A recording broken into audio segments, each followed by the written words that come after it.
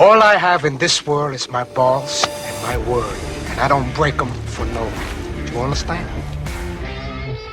Rightio, legends, Chaos Chronicles. So we're back again, and so we're going to do now part number 4 of our unwritten laws and rules of the Australian prison system. So I don't think this one will be as long as the other ones. It may be. I don't know. I've got 2 pages here still, but I think we'll make this one the last one for this series. And if anyone else has got any good ideas, what they think that they want me to do for a video, chuck that down there in the comments as well, guys. I'm appreciating everyone's suggestions. They really mean a lot to me, and I really appreciate it. So if you've got any ideas what you want me to talk about in regards to like my life or my life in prison or whatever, just chuck it down there in that comment section, and I will do my utmost best to do a video about it. But before I get started, if you guys are enjoying my content and like what I've been posting, jump up there and shoot me a subscription. That would be really appreciated and fantabulismo. And let's get into it. If you hit that bell button, that bell icon right beside the subscription button, you'll never miss any of my clips. So, all right, let's get into it. So, first cab off the rank, we've got never bag out anyone's religion. People get very serious about their religion in prison. So I think this one pretty much speaks for itself. It's the same on the outside as well. Like, people are pretty serious about their religion, and you have all types of religion in prison. You've got Catholics, Christians, the Muslims. You've got Jewish, you've got Buddhism, even though that's not a religion, it's a way of life. That's what they say. But anyway, they have all sorts of religions or what have you, and it's never a good idea to go bagging out these religions. You've got to remember, you are in prison. And if you're in a maximum security prison or any prison, people get very serious about their religion. Maybe some people just get a lot more serious about it when they're in prison, maybe because they've got more time to think and stuff like that. But people get very serious about their religion, and you definitely don't want to be going around bagging out people's religion or hanging shit on people for following their beliefs anyway. So it's a pretty much self-explanatory one, but don't go getting into that. So the next one, I think everyone should do this anyway if you're about to do this. So never shower in bare feet, always wear thongs or slides. So let me tell you, the tinea is rife in prison, and so everyone has a shower in their cell, and not everyone uses thongs or slides to have a shower in, and I really suggest that is what you do. Otherwise, you're going to end up with some kind of like infection on your toes that's absolutely putrid, considering it come from someone else's putrid feet as well. I think that tinea and stuff like that is absolutely gross. I'm a bit of a germaphobe myself, and so always invest in a pair of thongs. They cost you about $7 from the canteen at Port Phillip, and they wouldn't be much more or less anywhere around the prison system. So always wear your thongs or slides when you're in the shower. It's a self-explanatory one, but you definitely should be doing that, because you don't want to be catching someone's feet diseases, because I reckon it's absolutely putrid, and you definitely don't want to be going and doing that. All right, so my next one is one what everyone should pay attention to. Giving myself a bit of a promo here. There's my own drink bottle. But so I've seen so many people fall victim to this one and think that they're about to go home and everything's all sweet. And when they don't do this, a lot of people go home with a couple of shiners and even a couple of broken ribs and whatnot. So always leave everything you own to the boys. Remember, these guys aren't going home, and you can just go to any shop you want and buy whatever you want when you get out. So, this is a very serious one, and people will definitely come down on you hard for not doing this. So you see a lot of people try and argue the point and say, I've got nothing when I get out, I need my shoes. So I'm talking everything. So everything that you have brought yourself, or your family have sent in, or anything like that, you have to leave it all behind to your mates and people you know. Like, you always try and see people try and sneak out with shoes on their feet and stuff like that. It is definitely one of the most frowned upon things that you can do in prison, not leaving your mates your shit. So you can get so much shit. You can get like CD Walkmans, CD players. I know that like CDs are almost obsolete, but they're not in prison. And like, believe it or not, like some shops still sell CDs. I don't know where the jail get their new CDs from, but they do it. But they also have like, now they've got digital Walkmans and stuff like that. And you can buy your own doonas, you can buy your own pillowcases, and like even all your toiletries and everything like that. Like, I've seen a lot of people think that they're about to walk out with a rucksack on their back and think that they're going to make it to the gate, and they definitely don't. Like, people will definitely, like, you will get a punch in the mouth if you think that you're going to walk out and not leave anything to the boys. And you got to remember, like, a lot of these people aren't going home. Is that your fault? No, it's not. It's just a common courtesy. And believe me, like, if one thing that'll get you chinned when you think you're just about to go home, this is it right here. So you always leave everything you've got, from your toiletries to absolutely anything you've got in your cell. All you want to be walking out with is a bag full of all the paperwork you need for your appointments and stuff when you get out. Don't take anything from prison. If you ask me, I think it's bad luck as well, taking stuff home. I have bought things home before, like from the Port Phillip shop. The young offenders unit make their own t-shirts. It's called Doing Time, and so like I've taken a couple of them home for people that have wanted them or whatever. But that's about the only thing I've ever taken home. But yeah, you definitely do not want to be, taking anything home with you, because I promise you, you will definitely be going home with, more than just your bag full of whatever goodies you thought. You'll definitely be going home with maybe a couple of missing teeth and a couple of black eyes. So you definitely don't want to be doing that. And that's a very, very this is one that people take so seriously. And trust me, like, you have to leave everything. Even if you don't talk to anyone, go good bloke yourself and go give your shit out, everything you own, to people, someone that you think might need it or whatever. It's just, yeah, it's very, very, what's the word? So it's frowned upon. Rightio. So the next one is, if you have Persian rugs or tobacco or any contraband, you should always share it with your boys or your crew. You don't want to be seen as a holdout, or it may get taken off you. So this is one that you will see a fair bit. So you see people, everyone hears about, the money that can quite possibly get made in prison. And so next thing you know, they're partaking in special visits and getting stuff or whatnot. And next thing you know, they're playing God because they've got something they know that everyone else wants and they don't want to share, or they just want to sell it and stuff like that. You will definitely get it taken off you. So, what I say is, if you get something like that in your hands, and you have a chance to, like, either sell it or hand it out, I'd definitely say hand it out to the people that you trust and like the most. You definitely don't want to be seen as a holdout, or definitely don't want to be seen as someone who's playing God with something that everyone else wants, because that's when people will definitely take it upon themselves to take it off you. It's just it's another courtesy thing as well. Like, I'm sure there would have been times, if you're getting into them kind of politics in prison, that, you've gotten things for free off people. It's just one of those things, I scratch your back, you scratch my back type of thing. But you definitely don't want to be seen as someone who's been a holdout or playing God, because then people will get involved and involve themselves and take it off you. And you don't want to be doing that with the wrong crew around, because there are definitely crews out there that will take everything that you've got, and they will tip you upside down to get that off you. Don't worry about that. Alrighty.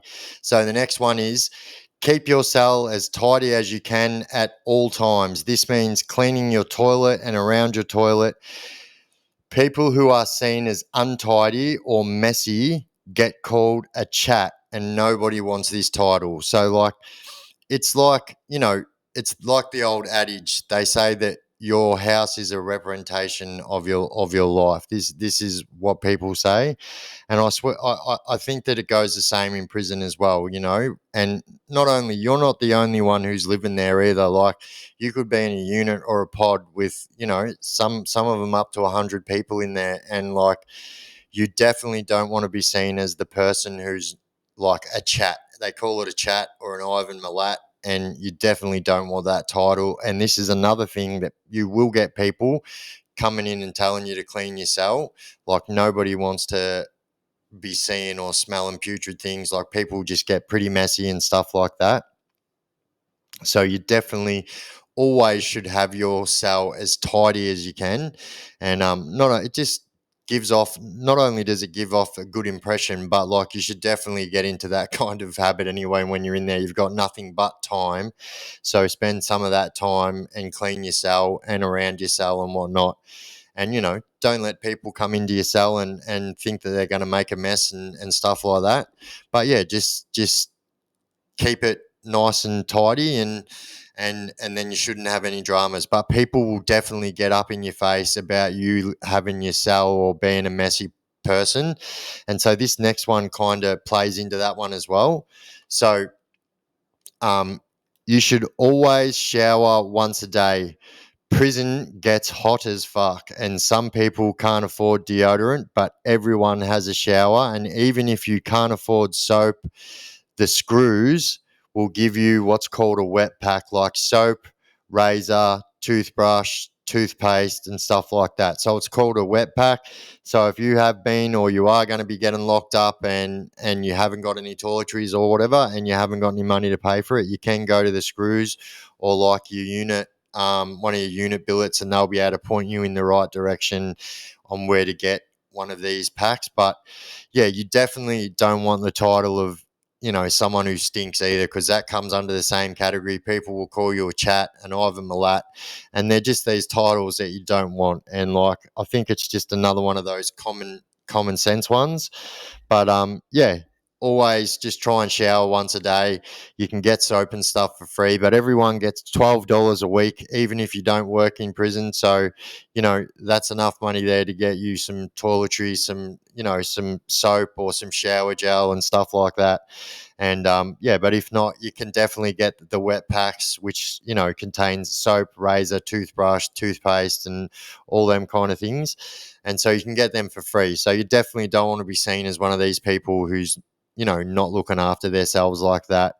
Um, yeah, and so the next one's pretty self-explanatory as well, and that is do not tick Persian rugs. But more importantly, try not to get involved into the Persian rugs. So if I'm talking about Persian rugs, I'm talking about the Persian rugs with a capital D. And yeah, you definitely don't want to be getting involved in it, or the politics that come with that. And trust me, like people will give you like these Persian rugs for free, and or rugs, whatever you want to call them, rugs with a capital D. And so people will give them to you for free, knowing damn well that you can't pay for them, knowing damn well that they're going to have you eaten out of the palm of their hand when they can't pay it. And so, if you're going to be getting involved in that stuff, you definitely want to be hoping that you're paying for it yourself. Don't get yourself into any kind of, tick, stuff like that, because I promise you the tick will catch up with you. Not everyone. So, like, let's just say, like I just said, everyone gets $12 per week. So, everyone in the whole prison, if you don't work, gets $12 a week.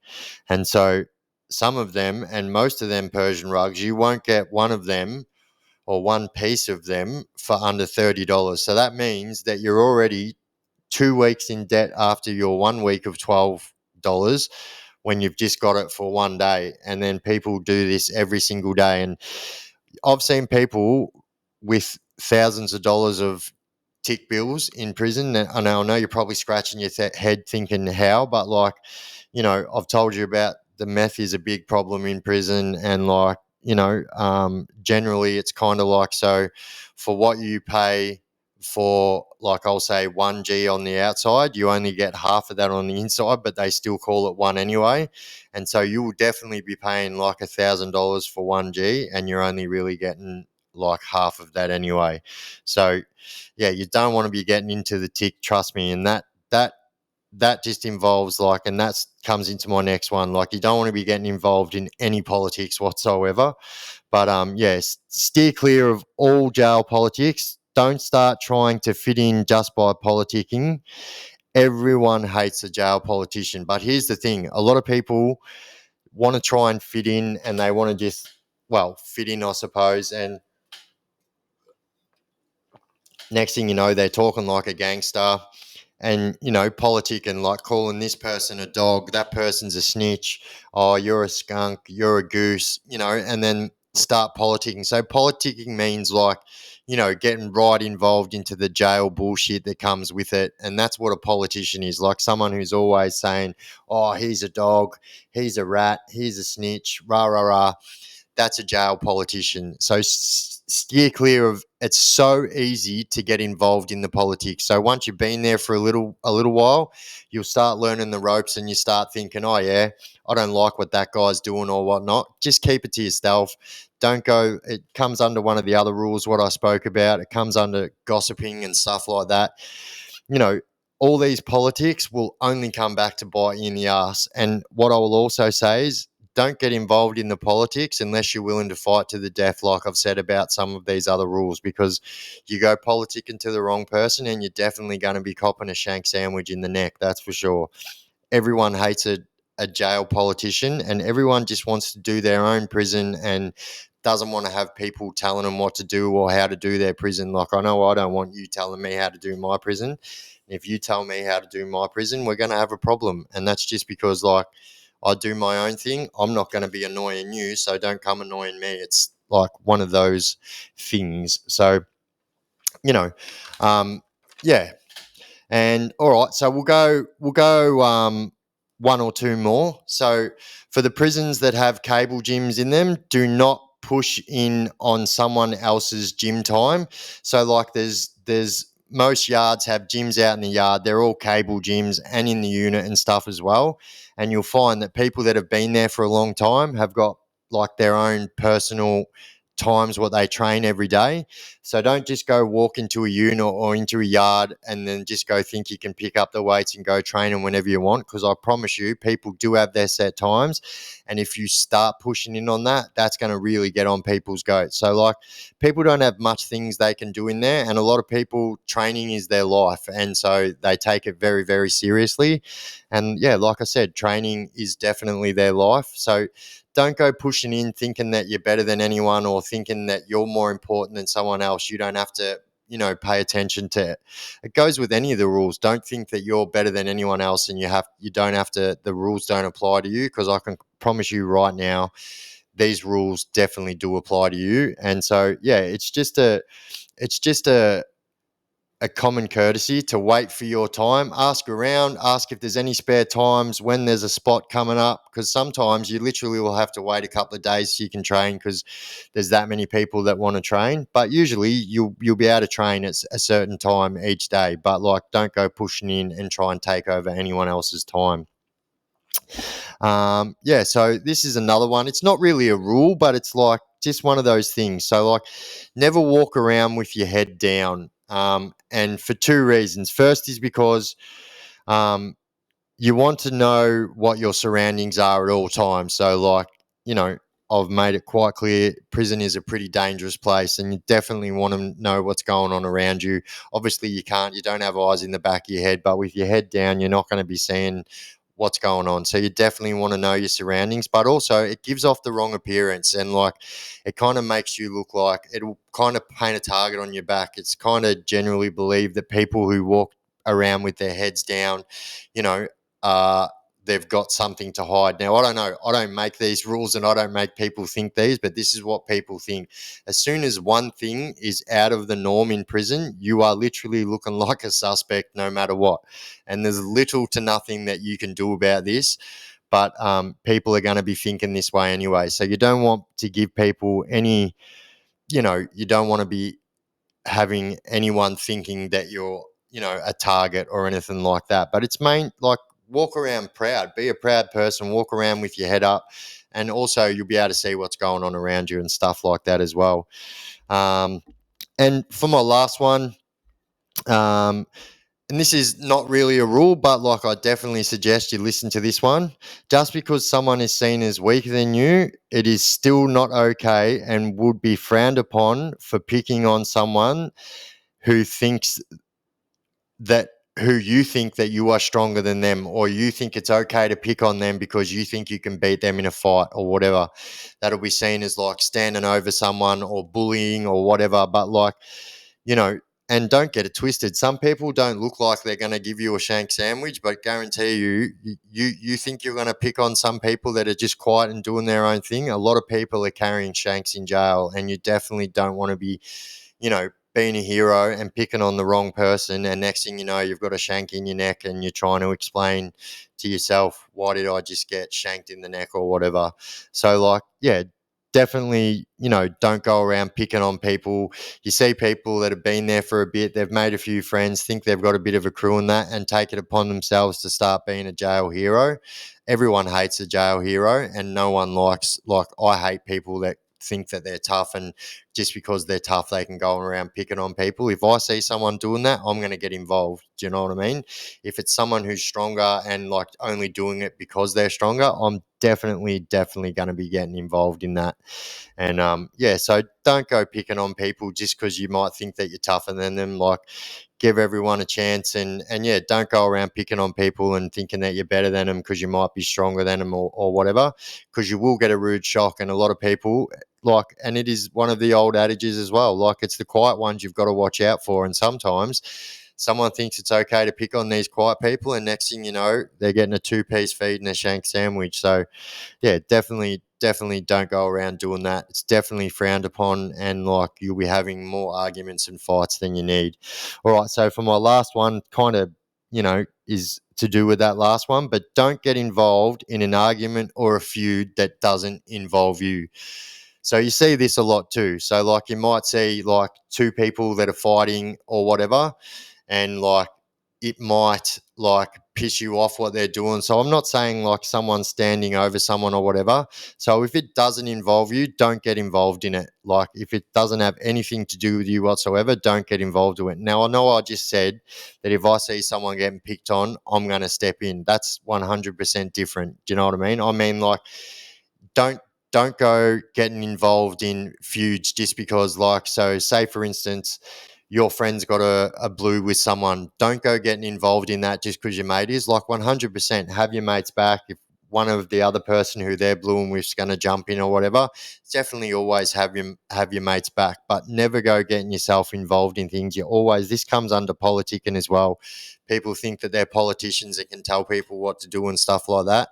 And like I've always said, unless you're willing or unless you can fight like hell, I wouldn't go around doing this. So like, getting involved in people's business is very, very frowned upon as well.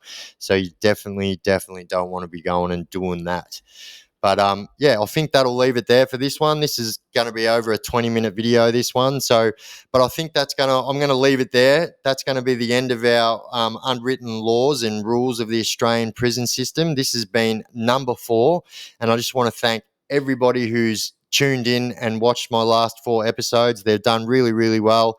I've gained a lot of subscribers over the last week. And yeah, I just want to say thank you to everybody who's tuning in. I really, really appreciate it. And yeah, if you guys are liking my content and you haven't already chucked me a subscription, jump up there and shoot me a subscription. It really helps my page to grow. And yeah, it just helps us go on and do bigger and better things. And yeah, I really appreciate it. And it just pushes me to go on and do bigger and better things.